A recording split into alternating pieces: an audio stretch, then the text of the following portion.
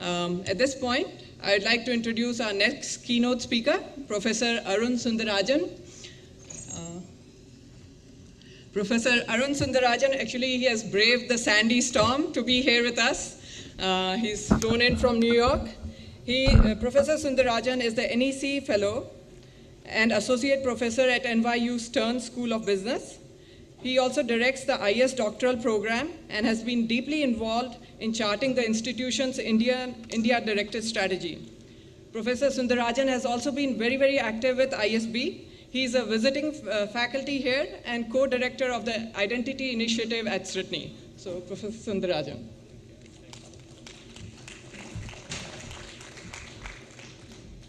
Okay, thank you, Rima. That's wonderful. It's always nice to hear yourself being introduced, and you can actually hear what's going on in here, way out in the the ISB atrium. These mics are sort of really booming this stuff out to the atrium. So yeah, it's good to be here. I got to India 4 or 5 days later than I had anticipated, so I'm really happy to be here. And it's nice to sort of finally be in a country where there's power and running water and, working elevators, So I'm enjoying myself, and I'll be braving it back to New York tonight. So what I'm going to talk about, I'm going to do something that's very difficult for an academic. I'm not actually going to talk much about my research. But I am going to be talking about something I call digital anthropology. It's something that I've been thinking about for a little while.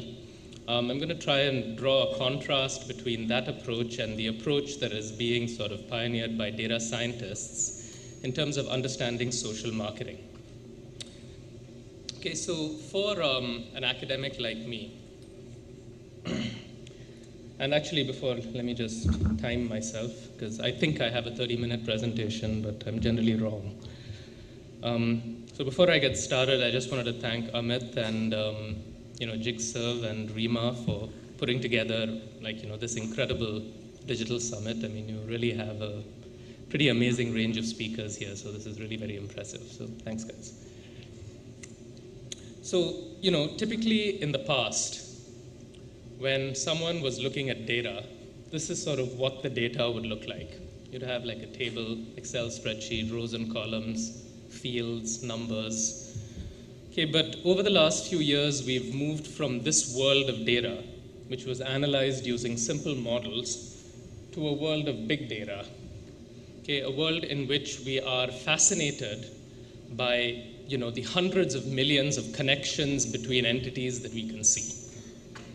Okay, so we often think of this as a time where it's analogous to what it was like in science when the microscope was first invented.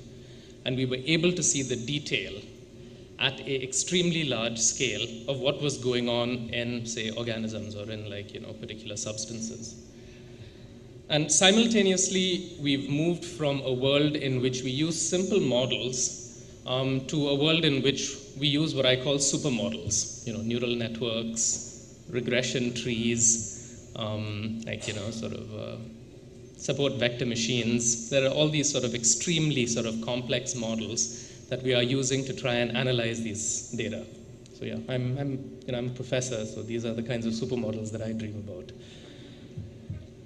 And so we're sort of sitting in this world. And my research, among many other people's research for the last 5 or 6 years, has sort of taken this fascination with these massive data sets towards trying to sort of gain a better understanding of what's going on inside them. What can we say about the way people behave? What can we say about the way people buy products? What can we say about the connections between products? What I want to do today is sort of take a step back from that and ask how far can we get with this sort of big data, data science approach to social marketing, and what else do we need? Okay, so it's instructive at this point to sort of step back and think about what do scientists do? I mean, how many of you have heard the term data science? How many of you have seen a position advertised or advertised a position for a data scientist? Okay, so we're all familiar with this sort of this new role that has been defined. It's like an extremely good job description to have. And so these are scientists who look at data. So let's think about what scientists actually do. I mean, the scientists that have been around for hundreds of years, they develop and they test theories about the world. Okay, so this is some combination of observing. Typically, the observations are, often the observations are through a microscope, but it's often through sort of running something that then generates the data that you want. But you observe something through a microscope. It might be, some sort of plant substance. It might be some chemical. It might be some pathogen. And sometimes you conduct experiments. Okay, you sort of say that maybe this is this is my hypothesis. You design your experiment. You may sort of start as a child, and then that child grows up to be that other guy. But you might also, do it at a larger scale, and that's sort of the Hadron Collider, another sort of large experimental platform in which there, the Higgs boson and so on. So this is what scientists do. They observe and they conduct experiments. And not surprisingly, this is what data scientists do as well. Okay, except that the microscope that they're observing the world through is this digital microscope. Not an actual physical digital microscope, but these extremely rich data trails that our electronic interactions are leaving. I mean, we had our previous speaker, Rajan Anandan, talk about sort of the scale of internet adoption, the potential scale of mobile adoption in India in the future. As a consequence, what we're doing is these interactions that used to be between, say, you and your shopkeeper, between you and your friend. These used to be person-to-person interactions. They are now digital interactions. And every time there is a digital interaction like this, it leaves a data trail. And so observing these data trails at a population level gives us the opportunity to almost sort of view human society through this digital microscope. Okay, and people are fascinated by the scale at which you can observe this. I mean, these are sort of some samples that I'll get to in a minute of the kinds of data that me and my colleagues have looked at through this digital microscope. Okay, but in addition to just observing what's going on, scientists also run experiments. Okay, and we've seen a number of companies pioneer and sort of facilitate the running of experiments as part of the normal course of business. So the earliest company that I was aware of that sort of actually did large-scale experimentation in the building of their website was Amazon. So for over a decade, what you see on Amazon is the result of them having run controlled experiments on a wide variety of different options and then choosing experimentally which one is going to work best. So it's sort of built into the way that they build their website. Okay, the same is true of Google at a massive scale. I was at Facebook last month where they told me that at any given point in time, over 10,000 experiments are running on the Facebook site at once. Okay, and but these are examples of experiments that are not being run by scientists, by researchers like me, but are being run within companies by their data scientists. Now, all of these data sets or all of these companies have been sites for experiments that are run by researchers as well. And I'll allude a bit to sort of this wonderful experiment that my colleague Ravi Bapna has run on Last.fm. We have run experiments on Facebook, we have run experiments on Yahoo. So there are a number of different sites on which researchers also run experiments. Okay, so here's a sample of the kinds of data that you can generate either by observing through the digital microscope or running experiments. And, for example, we've got almost 1 billion people connected on Facebook.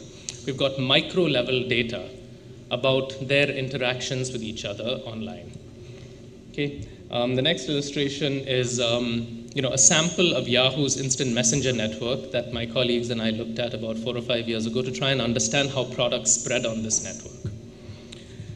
Okay, the next is a sample of Amazon's co-purchase graph. Customers who bought this product also bought, revealing the connections between products. So we've looked at this over hundreds of millions of product transaction days to try and understand, what drives the spillover of a demand between products. My colleagues look at what they call quasi-social networks, connections between people that are established based on shared browsing behaviors that are basically sitting underneath a vast majority of the display ads that you see. what display ad is shown to you is driven. The two leading companies here are Media 6 Degrees and 33 Across, and they are driving, like, sort of a vast majority of this display advertising at some level. Okay, we have micro level data about like the connections between people and the companies that they work for, and like, their business partners through LinkedIn. I have a colleague who is looking at the interesting sort of flows of employees across different companies by combining data from Monster with data from LinkedIn. Your CV sort of reports leaves a data trail of where you worked, and if you combine that with LinkedIn, you can sort of start to understand the flows of individuals, across companies. So these are massive, massive data sets through the big microscope that we have. Okay, so we're more familiar with what scientists do. Now let's sort of take a look at what anthropologists do. So can someone sort of volunteer? What do anthropologists do? I mean, what image comes to mind when I say the word anthropology?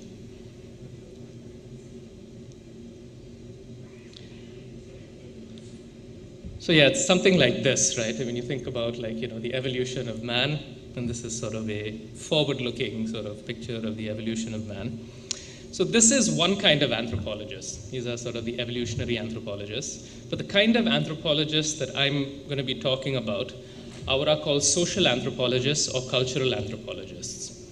Okay, what these guys do is study the social organization of people and the cultural variation across different groups of people. And there's a whole bunch of different things that these people do. I'm not going to go through all of them in detail.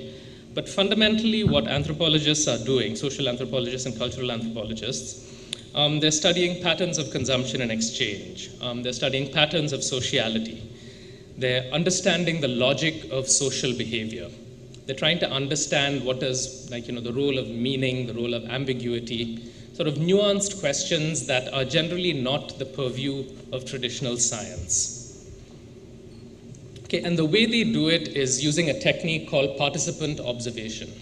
Now, in traditional anthropology, what this means is you go and you join the community that you want to study. So if you want to study a particular tribe in South America, you go and you live with them for 1 year. So you're observing them, but you're observing them as a participant.